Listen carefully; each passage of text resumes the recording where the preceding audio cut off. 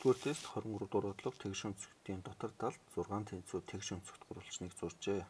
Тэгш өнцгтийн урт өрг нь харгалзан 24 см 29 см бол нийт будагдсан талбайг том тэгш өнцгтний талбайтай бол харьцуулсан харьцааг бол болох юм байна.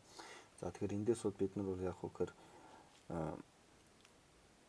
энэ дугаарлсан энэ хоёр гурвалжинг авал та 1-р гурвалж 2-р гурвалж энэ хоёр гурвалжинг ингээд зурчих юм бол нэгэд 1-р гурвалж ингээд зурчих юм бол энэ тал хоёрын нийлбэр бол яг хөөр 24 гэж. Тэгэхээр бид нар 24 болчихно. Тэгэхээр энэ гурвалжны хувьд энэ тал бол 12 гэсэн үг байна. Энэ тал бол 12 болчих. За тэгвэл энэ 12 бас энэ 12 гэдгээс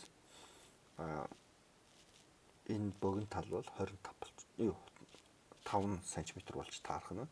За тэгвэл одоо энэ нэг жижиг тэгш өнцгт гурвалжныхаа хувьд бол талбайг бол олчиж чадна. Энэ тал бол 5, энэ тал бол 12 баг. За талбайг олохдоо А-г өндөр үржүүлээд 2 туваах хэрэгтэй. За тэгэхээр 12-ыг 5-аар үржүүлээд 2 туваах юм бол 30 см гарах нэ. Сантиметр квадрат гарах нэ. За тэгвэл будагдсан дүрсүүдийн талбайг бол нийтдээ ийм 6 шиг гурвалжин байгаа гэсэн учраас 6-аар бол үржүүлчихнэ. Тэгэхээр 180 см квадрат болох. За одоо тэгш өнцгтийн талбайг бол тэгш өнцгтийн талбай бол яг хөөр 24-ийг үржих нь 29 байгаа. За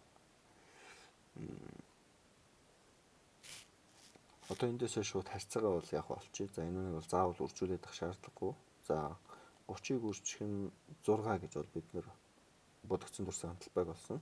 За тэгээд 24 29 гэсэн юм харьцах. За харьцааны хувьд бол яг хөөр хоёр талыг бол хоёуланг ижилхэн тоон хуваачиж болдог. За энэ нэг бол 6 хуваачвал энэ 1 болно. Энд бол 4 гарах хэрэгтэй. За одоо 34 2-ыг бол хураачих юм бол энд бол 15. За энд бол 2 үлдэнэ. За 2-ыг 29-оор үржүүлчихвэл 58 буюу 15-ыг харьцах нь 58 А2 үзүү байжээ.